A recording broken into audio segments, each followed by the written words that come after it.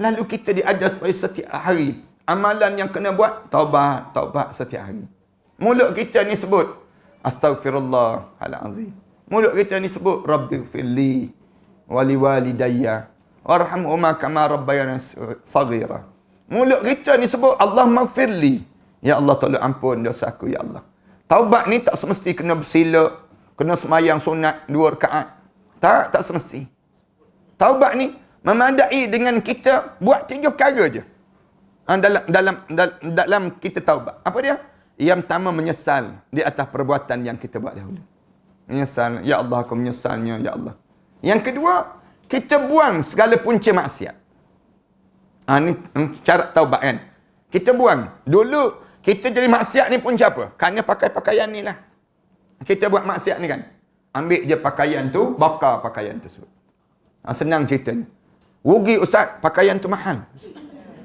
Kita sebut demikian. Biar rugilah untuk dunia, untung untuk akhirat.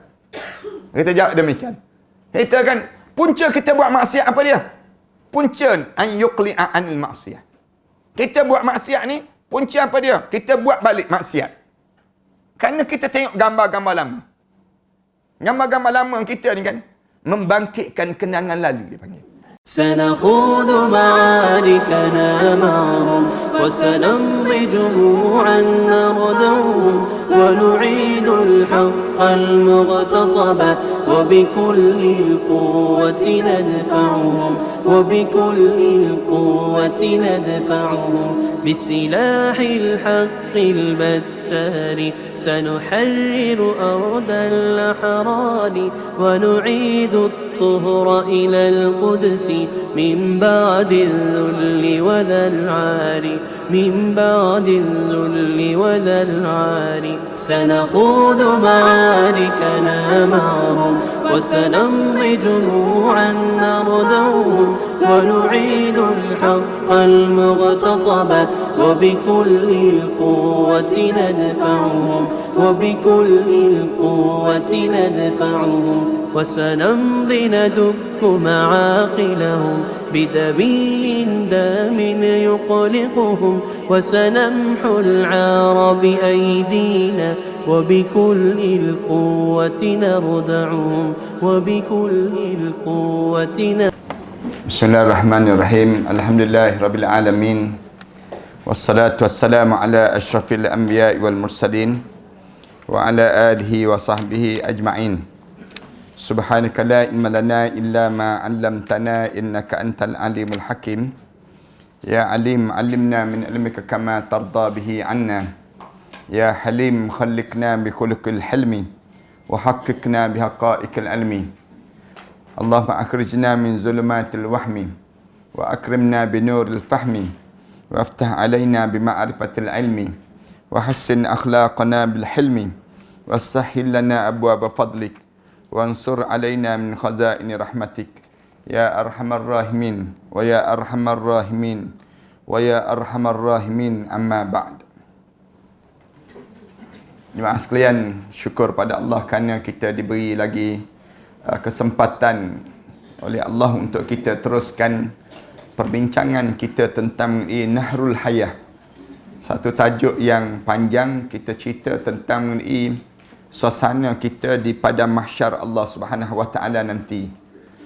Kenapa kita membincangkan tajuk ini? Tujuannya supaya antara benda yang besarnya supaya kita tidak teraba-raba bila kita sampai di padang mahsyar Allah nanti. Ramai di kalangan kita ni, walaupun kita ni belajar sekali seminggu dan 2 minggu tak datang, tapi walaupun begitu kita belajar ini sendirinya. Kita harap supaya bila kita sampai di akhirat nanti, kita dah sampai dalam keadaan yang kita ni tidaklah dalam keadaan yang tak tahu arah tuju ke mana. Dan kita belajar ini nak suruh kita ni tahu bekalan-bekalan apa yang patut kita ada, dan macam mana nak suruh kita bila kita sampai di akhirat nanti, kita ni dalam keadaan yang selamat sampai menuju matlamat, itu syurga Allah Subhanahu Wa Taala. Kalau kita tak ada ilmu ini, tak ada ilmu yang sebegini, maka susah sangatlah dan sukarlah untuk kita nak masuk dalam syurga Allah. Nak masuk syurga Allah ni, kita kena tahu apa yang patut kita lakukan dalam hidup kita supaya kitanya bila sampai di akhirat terselamat daripada suasana bencana-bencana, azab-azab yang di akhirat Allah Subhanahu Wa Taala.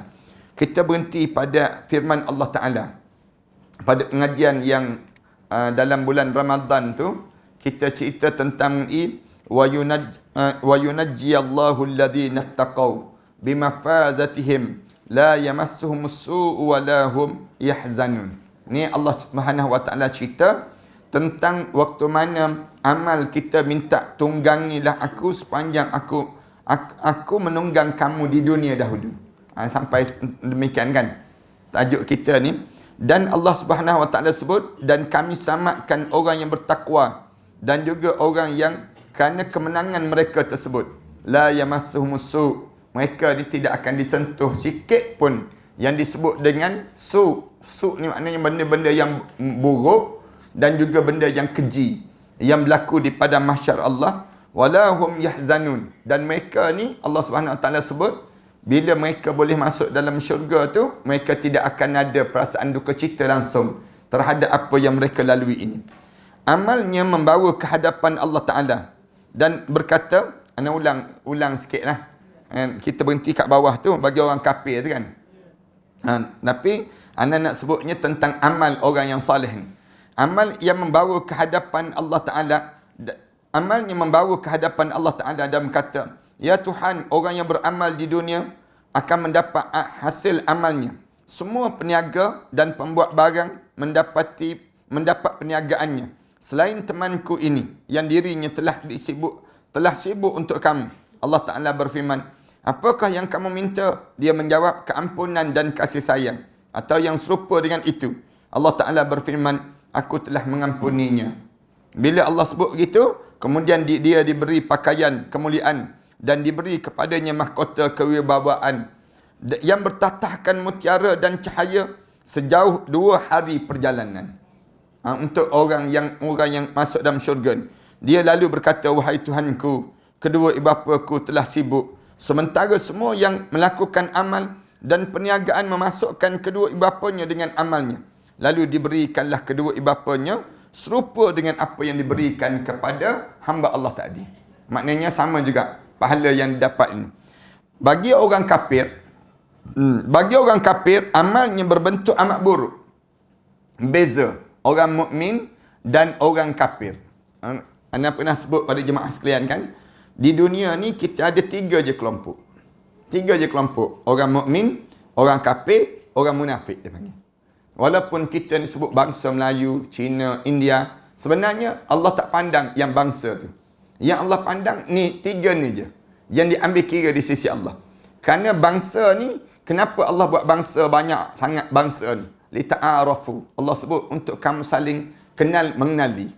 Tu tujuan untuk kamu dapat ilmu je daripada bangsa yang berbeza-beza. Kita kan katakanlah bangsa Johor dengan bangsa Kelantan.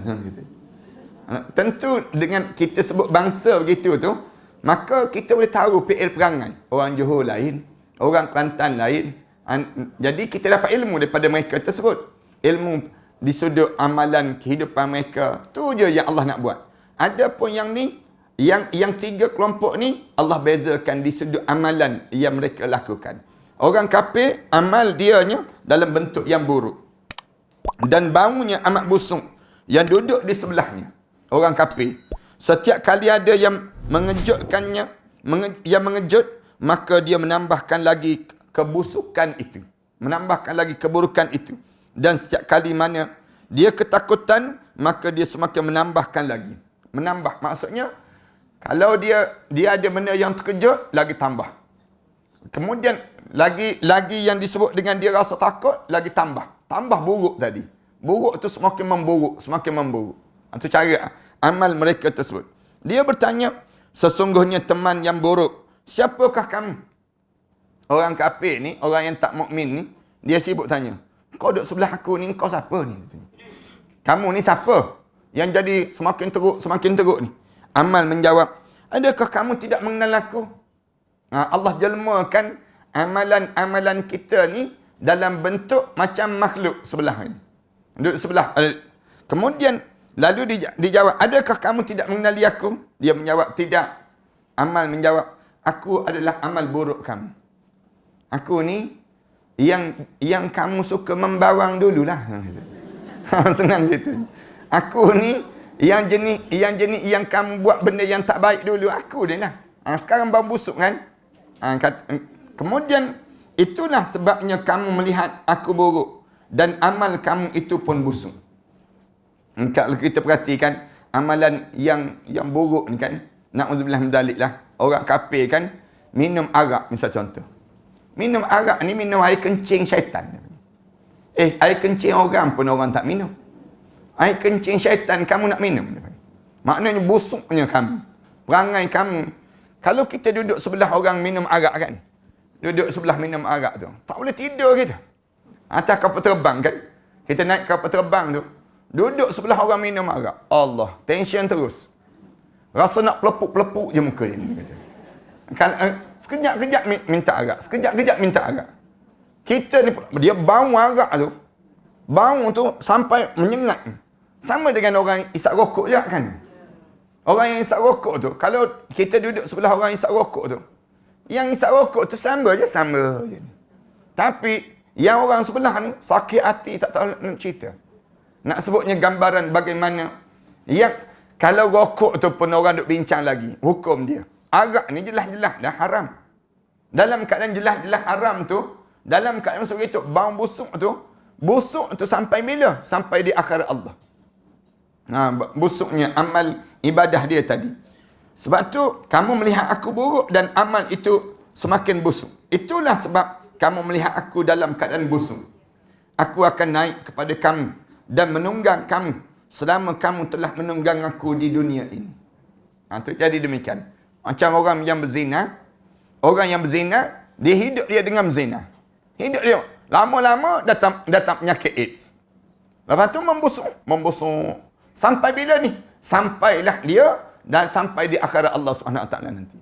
Amal tersebut, amal yang kamu buat tu, sekarang kamu tunggang baliklah aku. Tunggang balik pada aku yang kamu buat, lakukan itu. Allah berfirman, liyahmilu awzarahum kamilatan yawmal qiyamah wa min awzaril ladzina yudillunahum bighairi ilm ala sa'a ma yadhirun. Ucapan mereka itu menyebabkan mereka memikul sepenuhnya dosa-dosa mereka pada hari kiamat nanti. Kata-kata yang keluar daripada mulut mereka tersebut, awzarahum kamilatan yaumal qiyamah, pada hari kiamat nanti, wa min awzaril ladzina yudillunahum, dan sebahagian dosa mereka, orang yang mereka sesatkan, yang tidak mengetahui sedikit pun bahawa mereka disesatkan. Ingatlah amat buruk dosa yang mereka pikul itu. Maknanya pengikut-pengikut mereka tersebutlah. Siapa-siapa yang jadi pemimpin, kemudian dia memimpin orang jadi sesat.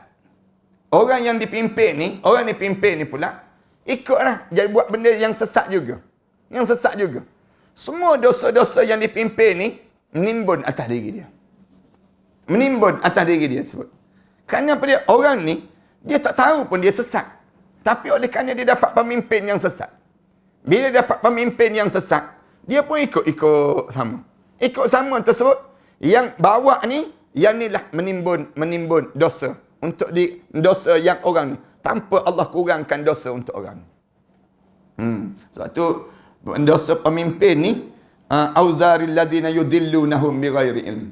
Yang dia pimpin tadi, yang ni dosa pemimpin, kalau silap dia pimpin, menjadikan bebanan untuk dia di akhirat nanti. Orang yang boleh pimpin dengan cara yang baik, dia bawa ke dalam syurga Allah SWT, pahala dia berpanjangan untuk diri dia. Atau kita ni, kalau kita jadi pemimpin, ya, setiap di kalangan kita ni pemimpin. Pimpinlah kepada jalan agama. Jangan pimpin dalam hidup kita ni jalan-jalan yang menyebabkan akhirat nanti kita menyesal. Kerana apa dia? Aku ni silap lah pergi kahwin dengan dia ni kita. Aku ni salah lah pergi pilih orang ni. Aku ni silap lah pergi duduk sebelah dengan dia ni. Rugilah pada diri kita. Waktu bila kita nak tahu orang yang kita nak pimpin kita ni, pastikan betul-betul orang ni boleh bawa kita ke syurga Allah SWT. Kalau orang yang bawa kita tak boleh bawa ke syurga Allah, dengan kita terhumbat ke dalam neraka Allah Subhanahu Wa Taala. Rugi pada kita. Sebab tu suami kita kena sentiasa ingatkan dia bahawa kami ke syurga Allah. Bagi tahu pada suami kita bahawa kami ke syurga Allah. Bagi tahu pada ketua kita dalam company kita bahawa kami ke syurga Allah. Kemudian bagi tahu kita kepada pemimpin negara kita, masyarakat, bahawa kami ke syurga Allah. Jangan bawa kami untuk sekadar pembangunan dunia, tapi sampai di akhirat masuk dalam neraka Allah SWT. Tak ada manfaat langsung dalam hidup kita jadi demikian. Gambaran tersebut bukan hanya bersifat imajinasi, tidak. Ini bukan khayalan, tetapi berdasarkan hadis Qais bin Asim Al-Minqari bahawa Nabi SAW bersabda, kamu mempunyai qarin. Semua di kalangan kamu ni ada qarin. Kita ni ada qarin. Qarin ni maknanya malaikat yang dilahirkan untuk bersama dengan kelahiran kita. Semua di kalangan kita ni ada qarin. Qarin yang mengikut di kita ni. Dia dikebumikan bersama kamu dalam keadaan hidup, tetapi kamu dikebumikan bersamanya dalam keadaan mati. Disebut demikian. Kamu waktu mana dikebumi, kemudian jika dia mulia, maka dia akan memuliakan kamu. Tetapi jika dia tercela, maka dia akan mengabaikan kamu. Na'udzubillah min dzalik. Kemudian dia akan dikumpulkan hanya dengan kamu. Kamu tidak dibangkitkan hanya bersamanya, dan kamu tidak ditanya hanya tentangnya. Oleh kerana itu, jadikanlah dia soleh. Qarin ni biarkan jadi soleh. Maksudnya apa dia? Kita ni jangan hipokrit, jangan. Kerana yang bersama dengan kita ni sentiasa pandang pada kita. Sentiasa ikut pada diri kita. Kadang-kadang kita ni kan, depan orang nampak warak je. Belakang orang buat jahat. Ada juga demikian. Qarin ni ikut juga. Sebenarnya tuan aku ni jahat, disebut. Bukannya baik pun, disebut. Dia jadi demikian. Sebab tu Islam ni, dia kena jadi selaras dalam hidup kita. Jangan kita ni, kat sini jadi elok. Kat sana pula jadi buruk. Jangan. Rasulullah pesan pada kita demikian. Jangan. Hidup kita ni, bila kita pilih syurga, berjalanlah kita ke syurga, jangan berpaling lagi ke neraka. Itu kaedah dalam hidup seorang mukmin. Jangan kita kata, saya ni pilih dua-dua, Ustaz. Pilih apa? Pilih dua-dua. Saya ni buat dua-dua pun. Saya buat dua-dua. Yang baik pun saya buat, yang jahat pun saya buat. Dia jadi demikian. Ini ada orang kita jadi demikian. Bila datang masjid, jadi warak je. Bila pergi ke pasar raya, lain terus. Jangan gitu dalam hidup. Kita ni kena jadi sama je dalam hidup kita. Bila kita di dalam keadaan, kalau kita berubah peribadi kita, nanti yang berubah apa dia? Ni, qarin kita.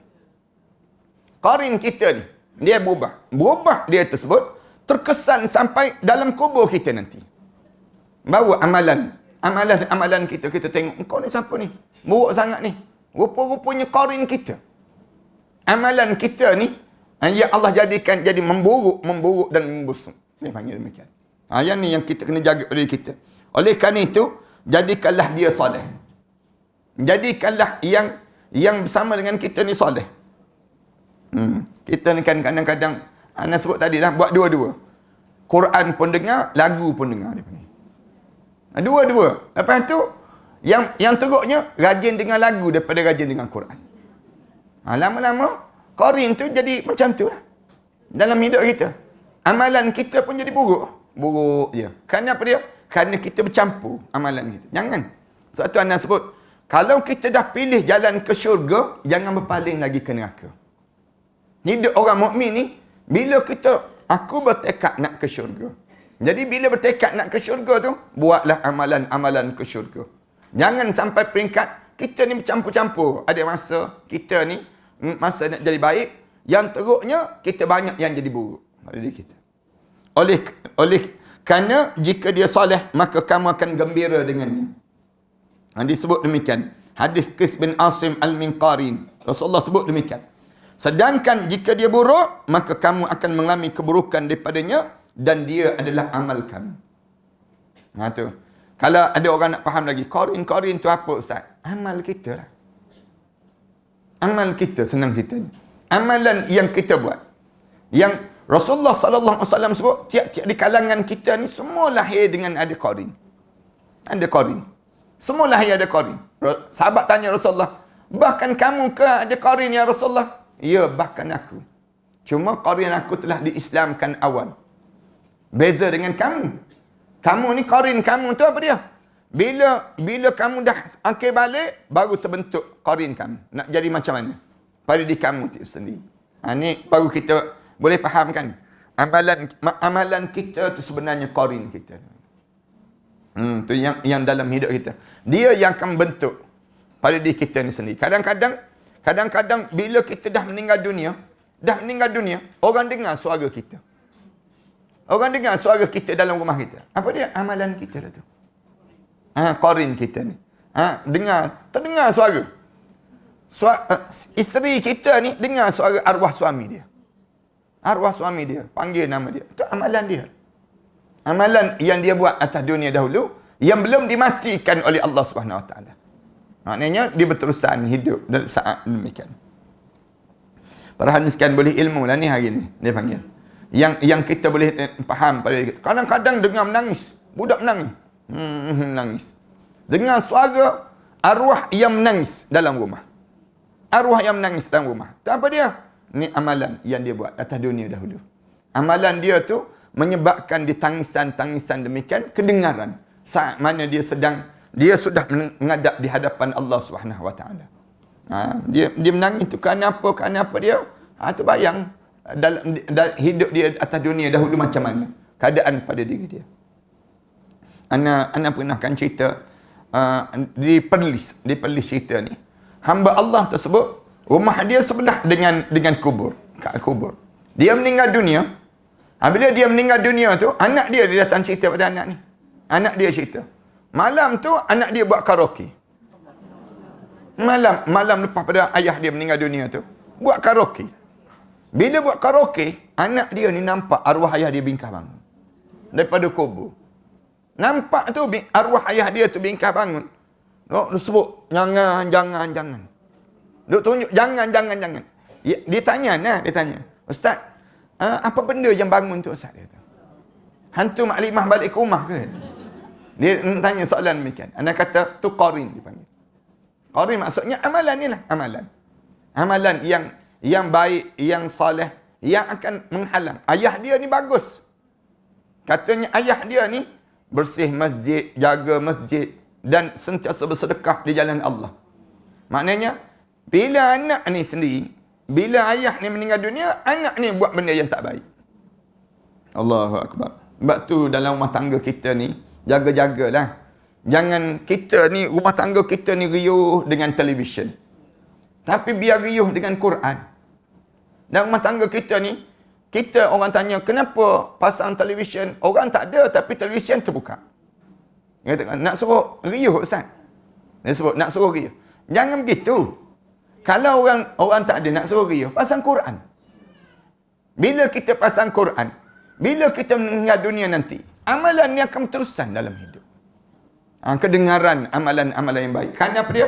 Qarin kita ni, amal ibadah kita ni, begitulah yang kita buat atas dunia. Jaga pada diri kita demikian.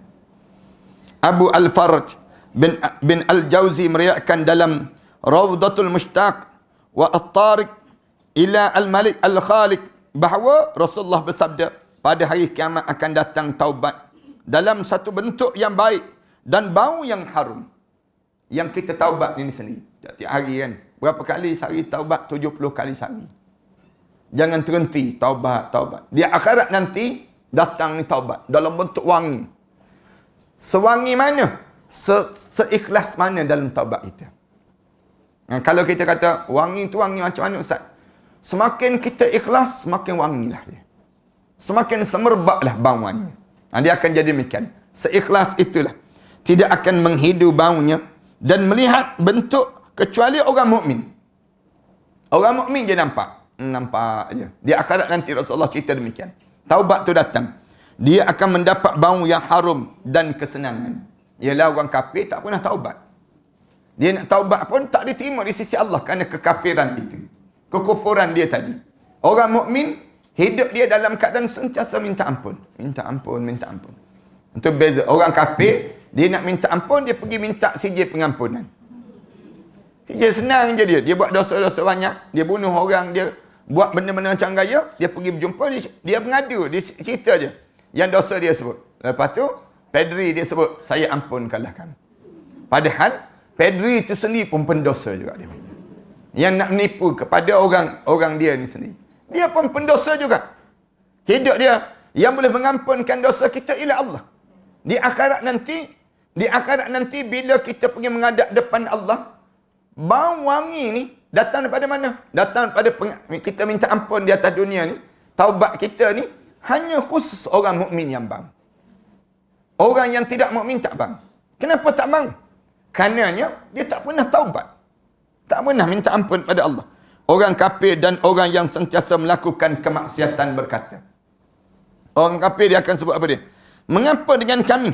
Mengapa kami tidak memperolehi apa yang kamu semua perolehi dan kami tidak melihat apa yang kamu semua lihat?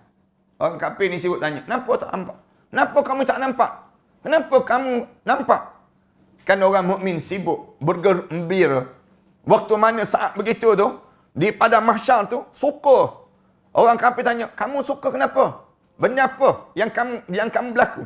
Katanya orang mukmin, kami bang wangi, kami nampak amalan-amalan kami nampak tempat kami dalam syurga. Orang kafir pun sibuk. Tanya, kenapa kami tak nampak? Kenapa kami tak bang macam kamu bang? Mereka sibuk tanya demikian.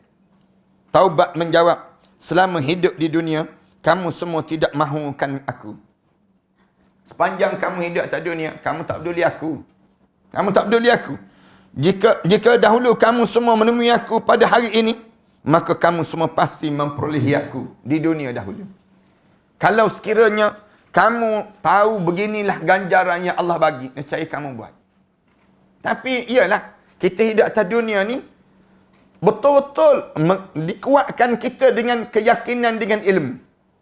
Islam diajar supaya kita ni belajar tiap-tiap minggu belajar. Tiap-tiap 3 hari sekali. Kenapa? Supaya tak longgar keyakinan kita. Kalau keyakinan kita ni longgar, dia jadi terlonggar. Bila kita tak mengejak, kita tidak mengemaskannya. Kita perlu kemas keyakinan kita. Kemas keyakinan dengan apa dia? Dengan belajar. Belajar. Kalau perhaniskan baru peringkat permulaan, hari ni baru datang kan. Hari ni baru kita dengar kuliah. Bingung je kita. Ustaz ni cerita benda apa ni? Dia hari ni. Tapi kalau kita dah lama dah kan. Kita belajar ni lebih kurang belah tahun dah. Belajar ni sini. Dah belah tahun dah. Boleh agak dah. Kita boleh tahu dah. Ustaz ni sebut bab ni. Lagi kita dengar tu. Oh, lagi benda ni rupa-rupanya. Lagi kita dengar, lagi kejap keyakinan kita. Kenapa dia? Kerana Islam dia nak suruh kita berterusan mengukuhkan keyakinan sehingga kita berbuat dengan amalan-amalan itu. Kerana hidup atas dunia ni, orang banyak guna logik. Orang guna logik. Kalau kita derma, logiknya apa? Habis duit kan? Tapi orang Islam tak. Orang Islam dia anggap, walaupun kita bagi, tapi di sana kita dapat balik. Ini beza di antara orang yang guna logik dengan orang yang hidup berkeyakinan dengan Allah. Ramai orang kita ni, dia akan sibuk tanya, kalau kita semayang, kita dapat apa? Kalau kita nanti kurang produktiviti kita. Kalau kita bangun tahajud malam, kita nampak apa? Tapi orang mukmin tak. Orang mukmin dia buat je, bangun tahajud malam. Kenapa dia? Aku yakin di akhirat nanti aku akan menjumpa balik. Aku yakin, kejap lagi bila masuk dalam kubur nanti, aku akan jumpa balik. Tak payah sampai di akhirat lah. Masuk kubur tu nampak terus. Allah bagi ganjaran, nampak. Keyakinan ini mesti dikuatkan setiap masa dalam hidup. Kalau tidak, kita ni digempuh dengan dunia je. Kawan kita ni bertembung kan? Bertembung. Kita nak pergi dengar kuliah Ustaz Ahmad Dasuki ke? Ataupun kawan kita kata, hari ni ada sale lah. Ada jualan murah-murah. Sekejap je. Di antara pukul 10 hingga pukul 12 tengah hari. Misal contohnya. Agak-agak kita nak pergi dengar kuliah ke nak pergi kat sana? Bertembung. Oh, sekarang boleh sebut lah. Sekarang boleh sebut lah sebab kita duduk kat sini lah. Tapi waktu tu kita dengar pula tawaran hebat. Allah, payahnya dapat ni. Nak sebutnya tawaran sebegini. Kain elok. Orang dia panggil, datang daripada Itali misalnya contohnya. Kain yang datang ni. Kita pula memang lama dah mengidamkan kain Itali ni. Kain Itali dengan ganjaran pahala Allah, mana nak? Ni boleh sebut ni pahala ni. Nak sebut ni. Boleh sebutlah pada kita sekarang. Tapi waktu mana kita bertembung gitu, ramai orang kalah. Ramai kalah. Tak mudah. Sama juga dengan tidur dengan bangun. Tidur dengan bangun. Tidur malam tu, kita memang niat nak bangun tahajud. Nak tidur tu niat nak bangun tahajud. Tapi tidur lewat hari tu. Tidur pula pukul 12.30, orang baru balik. Datang beraya. Pinggan pun tak sempat basuh lagi kita. Tidur ni kerana kepenatan sungguh lah. Tapi niat nak bangun. Sampai saat pukul 3 pagi tu bunyi jam. Jam. Kita baru 2.30. Pukul kita rasa sebelah, pukul 1 baru kita dengar. Pukul 3 dengar. Dengan jam. Waktu tu bertembung. Betulan pula dengar pula jam dengan air hujan turun.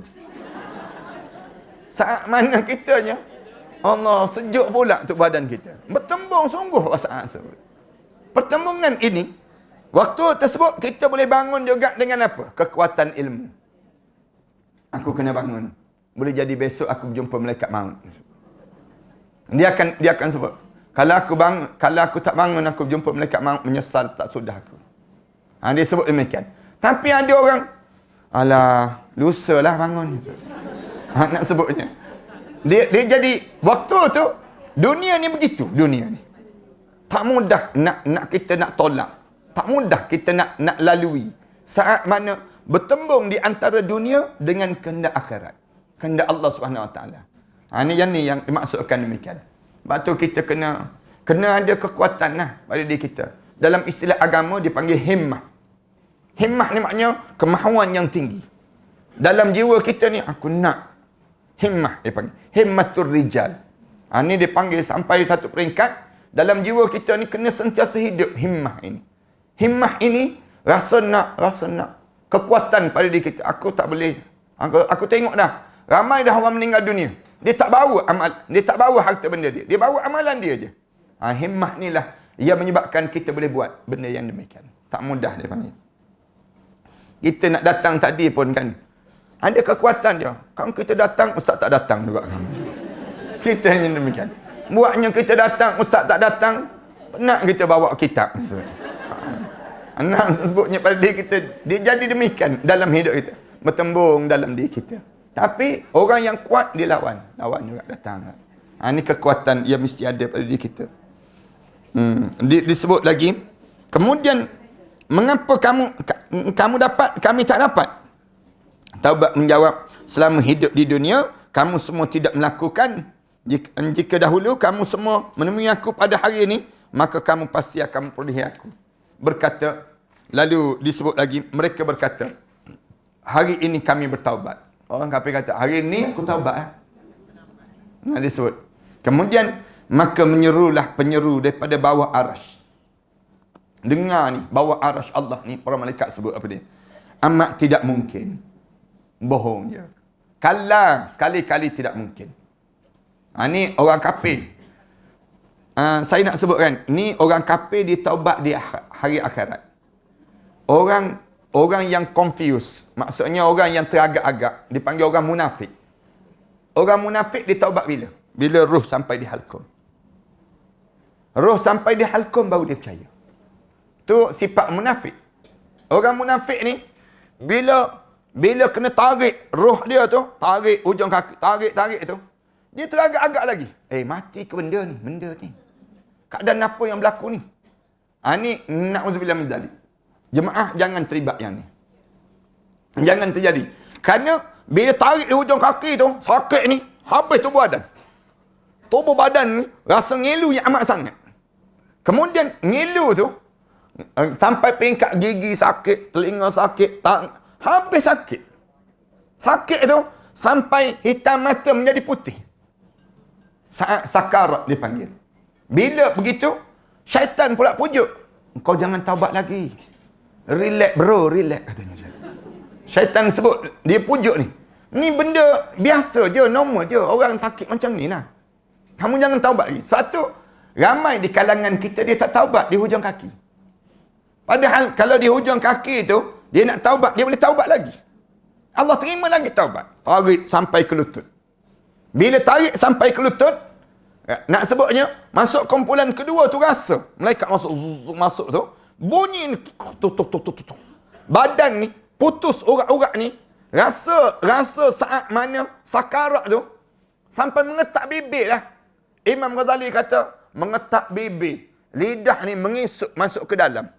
Kemudian, nak sebut sakit tak boleh nak sebut. Nak sebut, tapi oleh kerana sakit sangat, tak keluar kalimah nak sebut sakit. Kita kan kalau ada orang picit jari kita, sakit kita sebut. Kita ni kalau orang tarik rambut kita sikit, sakit kita. Terkeluar dengan sendiri mulut kita sakit. Tapi, waktu mana sakit sakarat ni, Imam Ghazali kata, tarik daripada lutut tu, naik sampai ke pusat tu, naik sampai ke pusat tu, dalam keadaan tu sakit tu, bunyi nafas je. Bunyi. Sah, kedengaran. Ni orang munafik. Kemudian, munafik dan orang buat zalim pada diri sendiri. Sampai di pusat tu, teragak-agak. Turun je ke bawah. Roh ni turun kan ke bawah. Bila turun tu, syaitan sebut, kan aku kata, dah tak mati lagi. Relax lah, relax. Ni tengok turun semula kan? Turun semula. Oh, kita kata betul jugalah. Tak mati lagi lah. Kita rasa. Turun tu. Sampai bawah kemaluan tu. Bawah sikit kemaluan kita. Tiba-tiba masuk kumpulan ketiga tu. Zup, tarik. Zup tu naik terus. Sap, sampai di halkum. Sampai di halkum tu, Allah cerita terus. Mulut-mulut manusia ni, yang jenis munafik ni, yang jenis zalim ni, buat khianat pada orang alim, macam-macam gaya hidup di atas dunia ni, zup, sampai di halkum tu, bawa puasa. Allah mati dia sebut. Allah mati tu, mulut dia sebut, qala inni tubtul an. Sekarang aku taubat ya Allah dia sebut. Aku taubat dah sekarang. Sekarang aku taubat ya Allah dia sebut. Malaikat jawab terus, walaisatit taubatu lilladzina ya'maluna sayyi'at. Tidak dianggap taubat orang yang hidup, yang buat benda yang buruk. Tidak dianggap taubat. Sekarang baru kamu nak taubat. Hatta iza balagatit taraqi.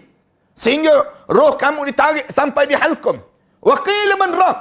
Siapa yang boleh pulangkan balik roh kamu sekarang? Malaikat tanya, turun balik. Turun sekarang. Wa qila man raq. Wa zanna annahu al-firaq. Perasan dah, tidak aku, habis dah aku. Habis dah. Perjalanan hidup berakhir. Ni orang munafik. Orang kafir, dia taubat bila? Taubat di akhirat. Orang kafir ni, dia tak tahu benda. Benda apa berlaku ni? Naik ni. Tak pernah dirasakan perjalanan hidup sebegini. Dalam hidup dia tak pernah dengar. Kuliah tak pernah dengar. Orang kafir. Naik, gentak. Bila celik mata dia, di akhirat. Dalam kubur kena azab, bangun di padang mahsyar tu, tengok orang mukmin lain, mula sibuk tanya, ni macam mana ni? Dia kan macam kita kan, kita pergi, kadang-kadang pergi tempat-tempat keramaian, ramai gitu. Orang meniaga misal contoh. Kita pun beli makanan. Tengah-tengah kita beli makanan, sedap makanan yang kita beli makanan. Orang datang cuit, beli kat mana ni? Katanya. Beli kat mana? Saya cari tak jumpa. Orang tertanya kan. Orang tanya kita, beli kat mana? Saya cari tak jumpa. Yang awak makan. Minta maaf ya, disebut ganggu. Sama juga di akhirat nanti. Sampai di akhirat, orang kafir ni, tengok. Kamu jadi macam cantik je. Macam mana kamu dapat? Dia tanya demikian. Macam mana kamu dapat yang ni? Kita pun jawab, aku taubat atas dunia dahulu. Aku buat amalan atas dunia dahulu. Katanya orang kafir, kalau buat sekarang, aku taubat sekarang. Taubat sekarang. Malaikat jawab terus, tak ada dah. Malaikat jawab demikian. Suatu kan, kalau kita tanya sahabat-sahabat kita yang baru masuk Islam, dia kata seronoknya masuk Islam. Tanyalah sahabat-sahabat yang baru masuk Islam. Dia kata apa dia? Dia masuk Islam, kemudian dia duduk dalam majlis ilmu macam kita. Kita tanya dia, macam mana? Dia kata nikmat yang tak boleh nak sebut, Ustaz. Dia sebut. Betapa bahagianya hidup saya. Selamat. Allah selamatkan saya. Dia sebut. Ramai orang yang baru masuk Islam, dia akan rasa, kenapalah orang Islam ni tak cerita awal-awal betapa nikmatnya Islam ini pada kami. Kenapalah sekarang baru kami tahu nikmat ini. Ini ada yang demikian. Yang tak dapat tu, tertutup begitu. Tertutup tu atas mereka sampai baru mati mereka. Kadang-kadang ada orang kafir ni, sikap dia, kita tengok tingkah laku dia tu, baik je dia. Kadang-kadang kita kesian pada dia. Dia ni, kalau masuk Islam lah bagusnya dia. Kita sebut demikian. Tapi oleh kerana Allah tak bagi yang disebut dengan Islam untuk dia, hidayah tadi dalam diri kita ni. Nak sebutnya, bila begitu, tolonglah sampaikan. Sebab tu Rasulullah sebut, balighu anni walau ayah. Sampaikanlah pada mereka itu daripada aku. Walaupun satu ayat kamu bagi tahu. Betul orang kafir ni, di Malaysia kita ni, kita sebut, kita buka peluang untuk mengenali Islam. Kamu dah datang dah di bumi Malaysia. Kamu dah kenal dah bumi Malaysia. Kamu jangan tengok pada orang Islam, kamu tengok pada ajaran Islam. Bila kamu tengok pada orang Islam, ialah orang Islam ni pun sedang berusaha juga. Untuk nak dapatkan syurga Allah. Ada yang berjaya, ada yang terlentang, tak berjaya. Tapi kamu tengok ajaran Islam itu kan indah. Supaya apa dia? Sama-sama kita sama di akhirat Allah Subhanahu Wa Taala nanti. Itu cara demikian. Kemudian disebut, amat tidak mungkin di bawah aras tersebut. Hari yang ditentukan telah pergi dan masa untuk bertaubat sudah berlalu. Dua je masa taubat berlalu. Bila roh kita sampai di halqum, berlalu saat taubat.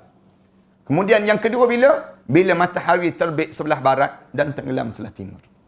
Dua je masa. Disebut demikian. Masa taubat berakhir dalam hidup ini pada dua masa. Selagi mana tak sampai dua masa ni, lagi tu belum berakhir. Belum berakhir. Masa sebelum roh sampai di halqum, ataupun matahari timbul sebelah barat, tenggelam sebelah timur. Maka berakhirlah saat taubat ini. Lalu kita diajar supaya setiap hari amalan yang kena buat, taubat setiap hari. Mulut kita ni sebut Astaghfirullahalazim. Mulut kita ni sebut Rabbighfirli wali walidayya warhamhuma kama rabbayani saghira. Mulut kita ni sebut Allahummaghfirli, ya Allah tolong ampun dosa aku ya Allah. Taubat ni tak semesti kena bersila, kena semayang sunat 2 rakaat. Tak semesti. Taubat ni memadai dengan kita buat 3 perkara je. Dalam kita taubat. Apa dia? Yang pertama menyesal di atas perbuatan yang kita buat dahulu. Menyesal, ya Allah aku menyesalnya ya Allah. Yang kedua, kita buang segala punca maksiat. Ni syarat taubat kan. Kita buang. Dulu kita jadi maksiat ni punca apa? Kerana pakai pakaian ni lah. Kita buat maksiat ni kan. Ambil je pakaian tu, bakar pakaian tersebut. Senang cerita ni. Rugi ustaz, pakaian tu mahal. Kita sebut demikian. Biar rugilah untuk dunia, untung untuk akhirat. Kita jawab demikian. Kita kan, punca kita buat maksiat apa dia? Punca an yuqli'a anil maksiyah. Kita buat maksiat ni, punca apa dia? Kita buat balik maksiat. Kerana kita tengok gambar-gambar lama. Gambar-gambar lama kita ni kan, membangkitkan kenangan lalu dia panggil. Mengingatkan balik cerita-cerita lama kita. Nostalgia dalam hidup. Macam pernah lalui je dia panggil. Nak sebutnya, dalam hidup kita ni, ambil je gambar tersebut, bakar gambar tersebut. Habis ustaz, nostalgia. Biar habislah dosa itu. Jangan kita disimpan lagi. Jangan simpan. Kalau simpan, selagi mana kita simpan, dia akan mengingatkan balik. Setiap kali mana kita ingat, selagi itu dia akan hidup balik. Dosa tersebut. An yuqni'anil maksiyah.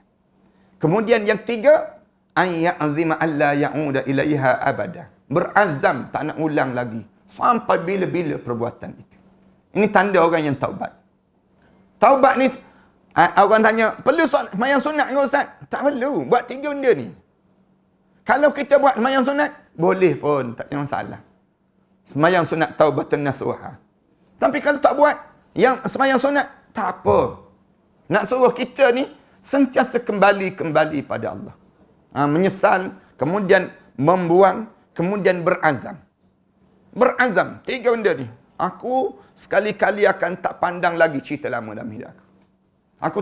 Aku akan tak ada dah. Yang lalu tu dalam hidup aku cukup. Aku dah taubat pada Allah. Tak ada dah pada diri kita nak ingat, nak sebut, nak ulang, nak yang lalu tu tak ada pada diri kita. Tu cara dalam hidup kita demikian.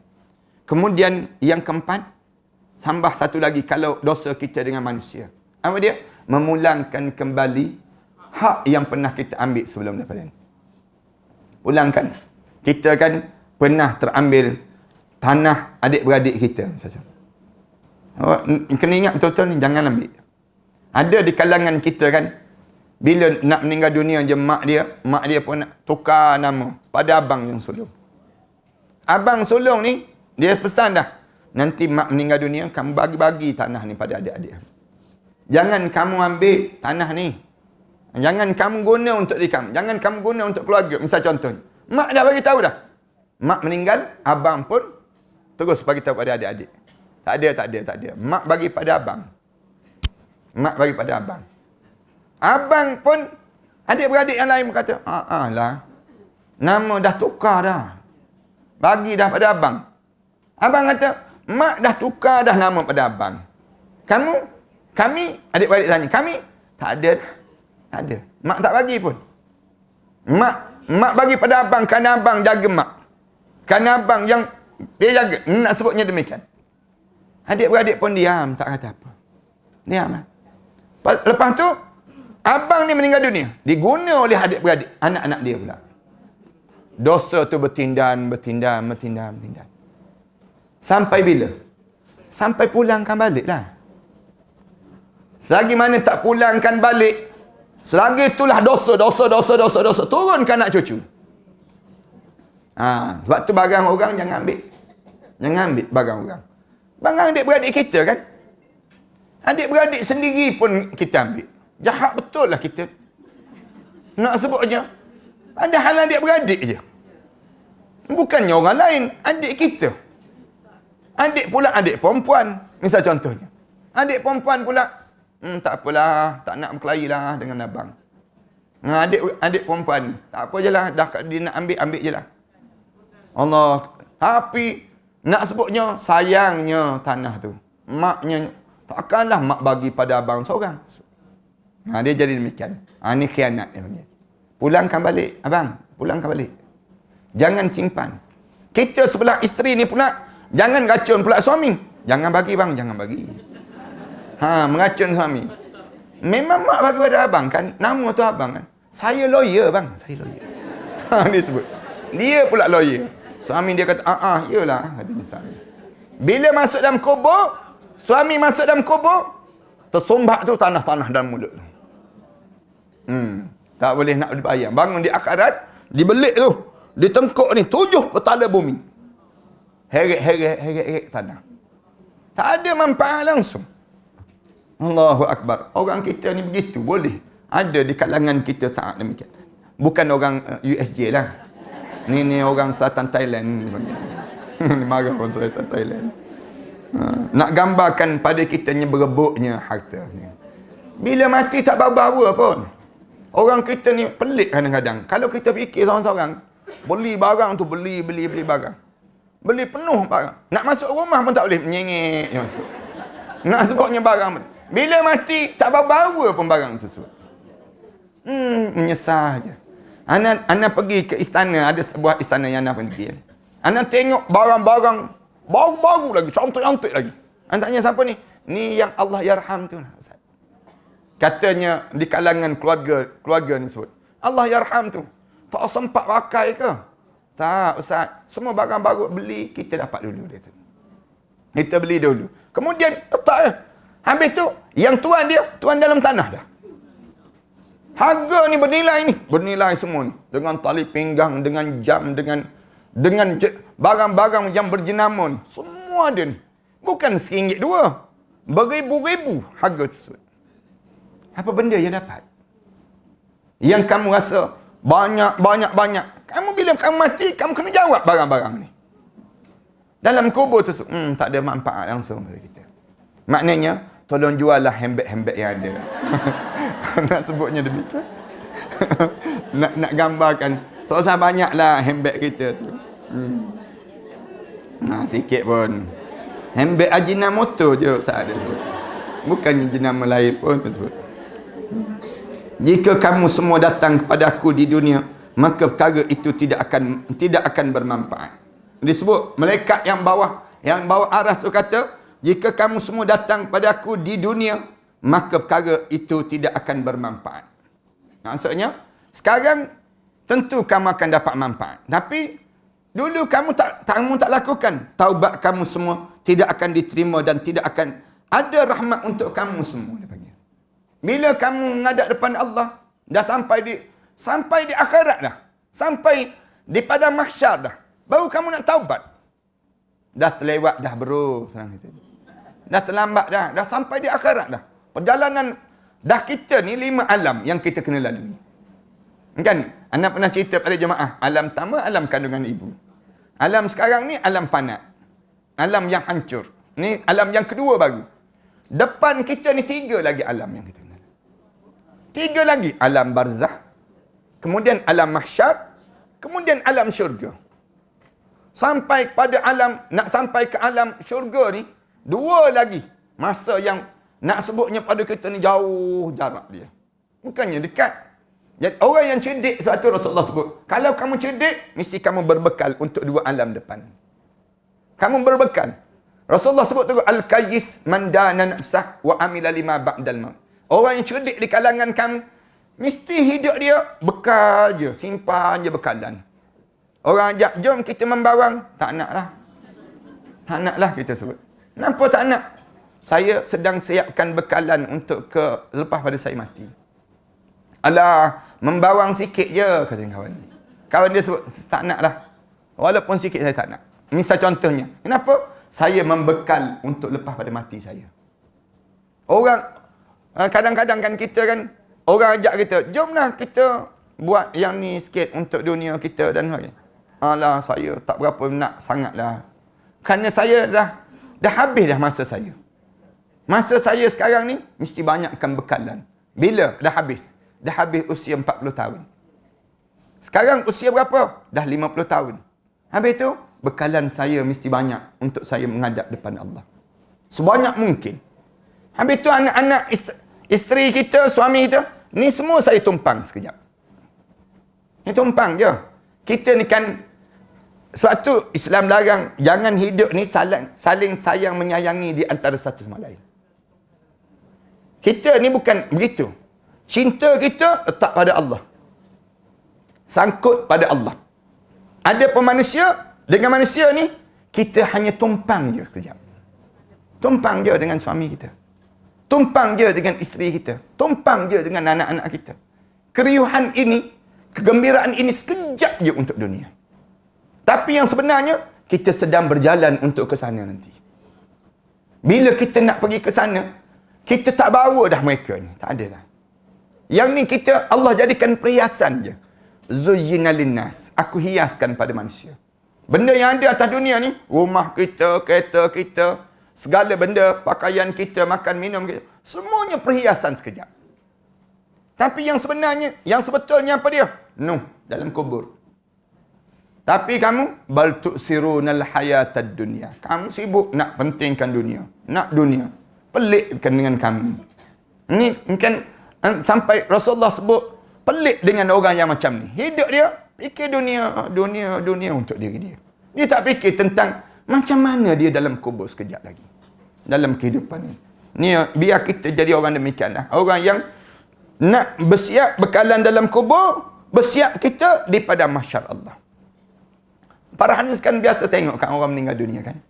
Kita ni biasa tengok orang yang menghadap depan Allah kan. Kita tengok macam mana mereka. Ada kita tengok mereka bawa geran-geran tanah. Ada yang kita tengok ni mereka bawa dengan gelang-gelang barang-barang kemas. Waktu mana mereka masuk dalam kubur. Ada dah. Yang mereka bawa ialah amalan. Untuk menghadap depan Allah. Amalan ni lah mesti diperbanyakkan. Time kita bila amalan kita? Umur 40 tahun, siapkan pada diri kita. Banyakkan bekalan untuk diri kita ni. Kelam kabut kita, yang ni tak siap lagi, yang ni tak siap lagi. Yang ni tak ada lagi, yang ni tak ada lagi ni sentiasa ada pada diri kita. Sampai bila kita kena berhenti bersiap ni? Sampai nafas kita mula ditarik, berhentilah bersiap. Lagi mana nafas tak ditarik, buatlah, banyakkan. Kita baca Quran, bersedekah. Kemudian dalam hidup kita ni, duduk majlis ilmu, cari amalan kita ni, biar banyak, bersungguh-sungguh untuk kita benar-benar mendapatkan syurga Allah SWT. Itu dipanggil demikian pada diri kita ni. Taubat kamu semua tidak diterima. Ketika itu taubat meninggalkan mereka dan malaikat rahmat menjauhi mereka. Disebut terus. Taubat pun tinggal, kemudian malaikat rahmat pun jauh terus. Malaikat rahmat ni malaikat yang belas kasihan dipanggil. Rahmat kalau kita tanya, rahmat ni apa Ustaz? Nama orang ke? Tak. Rahmat ni belas kasihan Allah. Sepanjang kita hidup atas dunia ni, di antara benda yang kita kena dapat rahmat Allah. Dapat rahmat Allah ni maksudnya apa dia? Dapat belas kasihan Allah. Allah tengok muka kita ni, kesian aku. Tengok dengan hamba Allah ni. Sebab tu, kena tariklah perhatian Allah. Belas kasihan Allah ni kan. Cuba tengok orang yang meminta tu kan. Orang yang peminta-peminta tu kan. Muka dia macam mana? Muka dia kesian je kita tengok. Muka dia tu. Kita dengan Allah ni kan, kita ni minta. Jadi, tariklah perhatian Allah dengan kesian Allah pada kita. Buatlah macam-macam cara pun. Kelam kabut kita, pegang Quran. Letih-letih pun baca Quran. Letih-letih ni pun baca Quran. Suara dengar tak dengar dah. Suara tu, nak baca Quran. Kita ni, dalam keadaan macam mana pun, buat daripada diri kita. Bunyi jam tu, jam loceng tu bangun. Golek kita. Nak masuk bilik air tu kan. Langgar tiang-tiang. Gum, langgar. Nak sebutnya susahnya. Tertidur terbaring je depan pintu. Tak masuk lagi tandas tu. Mengalir air mata. Menangis teresak-esak, banyaknya dosa aku ya Allah. Susahnya nak masuk tandas ni. Nak sebutnya kita ni. Kesian dah Allah dengan kita. Kan? Mesti Allah kesian. Tapi jangan buat tiap-tiap malam. Nak sebutnya kitanya demikian. Mesti Allah tunjuk pada malaikat. Malaikat tengok hamba aku. Beriakan dia kan. Dia nak syurga aku. Kita pun angkat tangan. Ya Allah, hujung je sambil meniarak kan. Ya Allah, aku nak syurga kamu ya Allah. Menangis teresak-esak kita. Allah ampun dah, Allah ampun. Kerana di atas kesungguhan kita tadi. Maknanya demikian. Gambaran hidup kita ni kena tarik rahmat Allah. Sebab tu kita mengunjuk barang kan. Barang kadang-kadang makanan kita tarik, kita bagi pada jiran sebelah. Kita bagi jiran sebelah tak balas balik pun. Kadang-kadang habis dengan akopal kita raib sekali dengan bekas-bekas tersebut. Tupperware kita kan, Tupperware baru je beli. Nah, dengan hilang dengan Tupperware ni. Tapi bukan kita nak yang tu. Kita nak apa dia? Rahmat kamu ya Allah. Aku bagi pada jiran aku ya Allah. Aku nak biar kamu kesian pada aku ya Allah. Kamu ni rahmat. Ni nak panggil. Bila rahmat Allah turun pada kita, untunglah dalam hidup. Allah mula pandang kita. Tu dalam hidup kita ni, biar kita sampai saat demikian, di saat itu mulut kita akan taubat pada Allah. Ketika itu taubat meninggal dan menjauhi malaikat rahmat, menjauhi mereka. Kemudian menyerulah penyeru daripada bawah arasy, wahai utusan neraka, seretlah para musuh Allah yang maha perkasa ini. Heret dia humban ke dalam neraka tu. Na'udzubillah min dzalik. Kitanya ni sampai tajuk ni lah kita berhenti. Kemudian kita akan sambung orang yang diberi syafaat dengan tanda sujud dan wajah yang putih bercahaya di akhirat Allah Subhanahu wa taala nanti. Insya-Allah sambung minggu akan datang nantilah. Wassallallahu ala Muhammad wa ala alihi wasallam. Bismillahirrahmanirrahim. Alhamdulillahirabbil alamin. Wassalatu wassalamu ala rasul amin wa ala alihi wa sahbihi ajma'in. Allahumma aftah alaina bi futuhil arifin. Allahumma yassir lana umurana. Allahumma taqabbal minna salatana tammah. Waghfir lana dhunubana ammah. Wa la tu'azzibna yawmal qiyamah. Innaka la tukhliful mi'ad. Rabbana ja'alna muqimas salah. Wa min dhurriyyatina Rabbana wa taqabbal du'a. Rabbana atina fid dunya hasanah wa fil akhirati hasanah wa qina azabannar. Sallallahu ala Muhammad wa ala alihi wa sahbihi wasallam. Alhamdulillahirabbil alamin.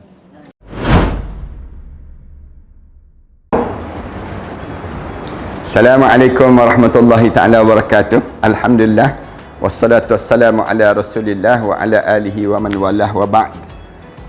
Sahabat-sahabat sekalian, bangunan yang saya berada ini merupakan bangunan yang kita bercadang untuk mewakafkan, dan kita beli dan kita wakafkan. Sejumlah lebih kurang 5 juta kita perlukan, 3 blok terhadap kawasan ini.